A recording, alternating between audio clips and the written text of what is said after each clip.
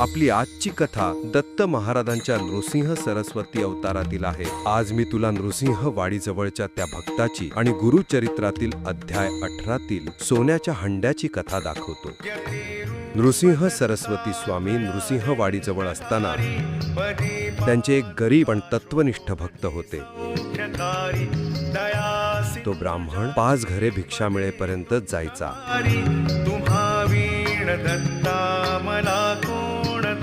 जर भिक्षा मिळाली नाही तर त्याच्या परसदारच्या घेवड्याच्या शेंगांवर त्याचे कुटुंब निर्वाह करत असे। त्या शेंगा हेच त्यांचे एकमेव निश्चित अन्न साधन होते।